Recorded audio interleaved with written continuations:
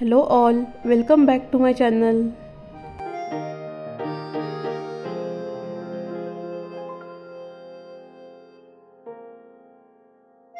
तर सकाळची सर्व कामे आवरून मी आली आहे किचनमध्ये. आज जेवणामध्ये आहे गिलक्याची भाजी. तर गिलक्याची भाजी खूप वेगवेगळ्या पद्धतीने बनवली जाते. आज बघूया माझी पद्धत. तर त्यासाठी सर्वात आधी मी गिलके छान बारीक कापून घेते आहे. त्यानंतर एका कढईमध्ये थोडेसे ऑइल घातले, त्यामध्ये गिलके टाकली आणि गिलकी मस्त परतवून घेतली. त्यानंतर त्यामध्ये थोडेसे मीठ घातले. पुन्हा ते सर्व छान मिक्स करून झाकण बंद करून घेतले. तर आता मी इथे सर्व प्रिपरेशन करून घेते. या भाजीमध्ये भरपूर कांदा लागतो. इथे मी 2 मध्यम आकाराचे कांदे बारीक चिरून घेते आहे.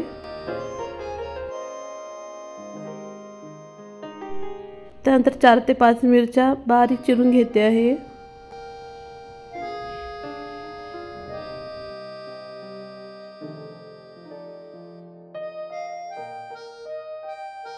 आणि याला बघा किती चौकशी आहे.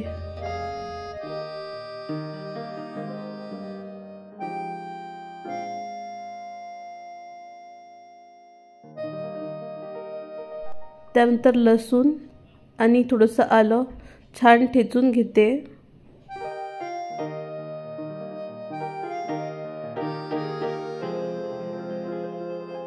इथे बघा गिलकी कशी छान नरम झाली आहे. गिलक्यांनाच त्याचे पाणी सुटले आहे. यामध्ये मी कुठलेही एक्स्ट्रा पाणी घातले नाही. आणि आता अव्यांला ही किचनची कॅबिनेट सुद्धा उघडता यायला लागली आहे. लवकरात लवकर इथं लॉक लावावं लागतील. इथे चिमणी सुरू करायची आहे. अव्यान कॅबिनेट ओपन करू नये म्हणून मी हे कॅबिनेटसाठी काही लॉक ऑर्डर केले होते. तर या लॉकला खालच्या साईडनी 3Mचा टेप आहे. हा खूप स्ट्रॉंग आहे. याला इन्स्टॉल करणे खूप इझी आहे. Just peel and stick.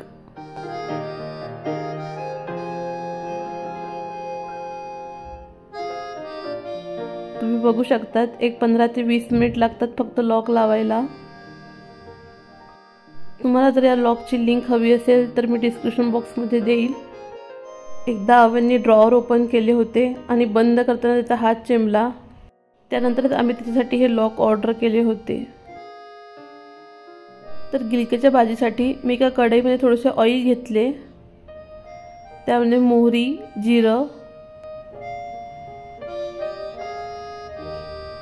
त्यानंतर कढीपत्ता घातला. त्यानंतर बारीक चिरलेल्या मिरच्या घातल्या. मिरच्या छान भाजल्यानंतर त्यामध्ये कांदा घातला. त्यासोबतच आलं लसूणची पेस्ट घातली. ती आधीच घालायला हवी होती पण मी विसरली आधी. कांदा लसूण छान लालसर होईपर्यंत परतवून घेते. त्यानंतर त्यामध्ये हळद, मसाला, धने पावडर घातली. त्यानंतर कढईमध्ये फ्राय केलेले गिलके घातले. ते छान नरम झाले होते, भरतासारखे अगदी. ते घातले. त्यानंतर सर्व छान मिक्स करून घेतले. आता यामध्ये मी शेंगदाण्याचे कूट घालते आहे. शेंगदाण्याच्या कुटामुळे या गिलक्याच्या भरताला खूप छान टेस्ट येते. आता मीठ मी आधीच गिलक्यांमध्ये घातलेलं होतं तर त्याची मला काही फारशी गरज वाटत नाही. तर गिलक्याचे भरीत इथं रेडी झाले आहे. आता मी पटापट चपात्या करून घेते.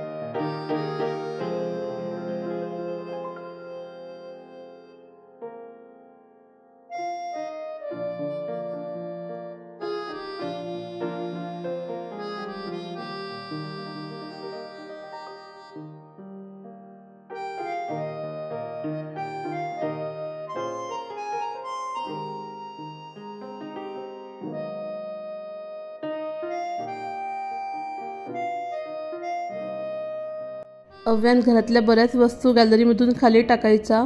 काचेच्या खालून थोडीशी जागा आहे, त्यामधून तो खाली टाकायचा सर्व. त्यामुळे आम्ही गॅलरीला नेट लावण्याचा विचार केला आणि पुढे जाऊन तर नेट लावावीच लागणार होती, कारण गॅलरीमध्ये टेबल चेअर असतात.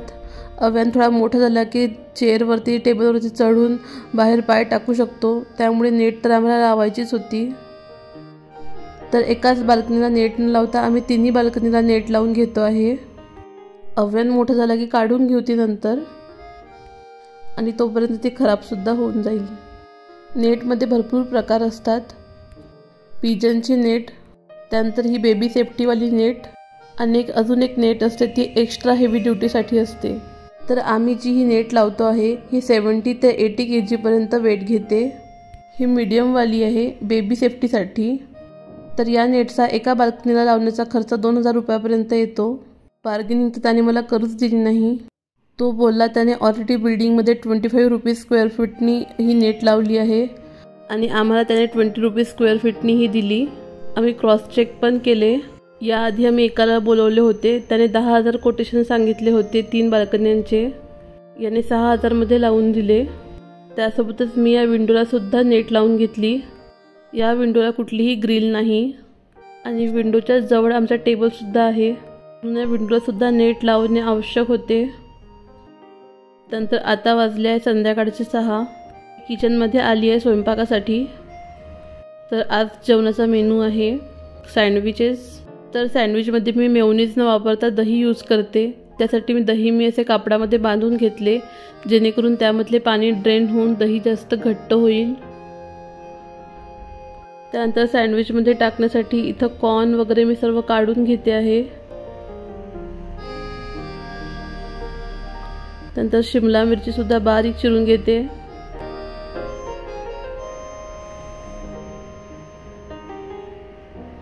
त्यासोबतच टोमॅटो, कांदा, काकडी हे सुद्धा बारीक चिरून घ्यायचे आहे. हे सँडविच अगदी हेल्दी आहे. यामध्ये मी कुठल्याही बाहेरच्या सॉसचा वगैरे यूज करत नाही, आणि बनवायला सुद्धा खूप इझी आहे. सर्व आपल्या घरातल्याच वस्तू आहे यामध्ये.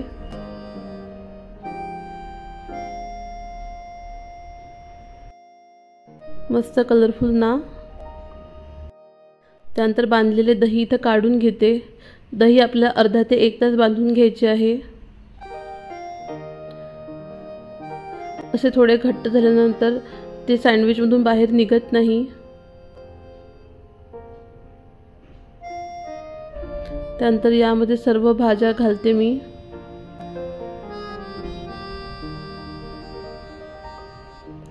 सोबत अव्यान आहेच मला हेल्प करायला. सर्व मिक्स करून घेतल्यानंतर आता यामध्ये मी इथे थोडीशी जिरा पावडर घालते आहे. त्यानंतर ब्लॅक सॉल्ट, त्यानंतर इथं ब्लॅक पेपर पावडर म्हणजेच आपली मिरेपूड. त्यानंतर थोडेसे तिखट, मीठ, आणि इथे चिली फ्लेक्स आणि ऑरिगॅनो टाकते आहे. आता इथं मी होल व्हीट ब्रेड यूज करते आहे. सँडविचसाठी तव्यावरती थोडेसे तूप घातले, त्यावरती ब्रेड ठेवला. त्यानंतर त्यावरती बनवलेला मसाला घातला. मसाला छान स्प्रेड करून घेतल्यानंतर त्यावरती दुसरा ब्रेड ठेवते. त्यालासुद्धा वरच्या साईडनी तूप लावून घेते.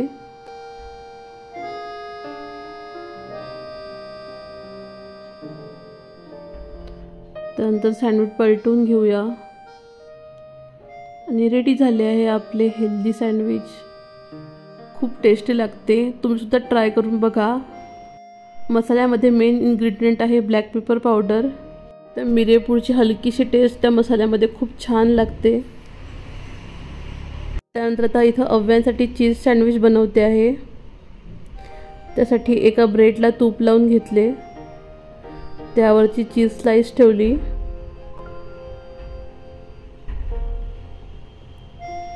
त्यावरती दुसरा एक पुन्हा ब्रेड ठेवून त्याला सुद्धा तूप लावून घेतले, आणि छान खरपूस भाजून घेतले दोन्ही साइडनी. अव्यांना खूप आवडते हे सँडविच. त्यानंतर पुन्हा अव्यांसाठीच एक सँडविच बनवते. त्यामध्ये तव्यावरती मी एक अंड टाकलं, त्यावरती थोडेसे मीठ घातले आणि त्यावरती ब्रेड ठेवला. ब्रेडला वरच्या साईडने छान तूप लावून घेतले आणि ब्रेड पलटवून घेतला. ऑमलेट ब्रेड रेडी आहे. त्यानंतर जेवण करून आम्ही आलो आहे वरती टेरेसवरती आणि इथून सिटीचा खूप छान व्ह्यू येतो. खूप शांत वाटतं इथं बसल्यानंतर आणि त्यामध्ये हा पाण्याचा आवाजसुद्धा मस्त वाटतो एकदम. आमच्या टेरेसवरती मस्त गार्डन आहे. इथं सकाळ संध्याकाळ खूप छान वाटतं. इथं मेडिटेशनसाठी रीडिंगसाठी वेगवेगळे स्पॉट्स बनवले आहेत. त्यासोबतच वेगवेगळी फुलझाडेसुद्धा लावली आहेत. तुम्हाला जर माझा आजचा व्हिडिओ आवडला असेल तर मला कमेंट्समध्ये नक्की सांगा आणि व्हिडिओला लाईक शेअर सबस्क्राईब करायला विसरू नका. थँक्यू.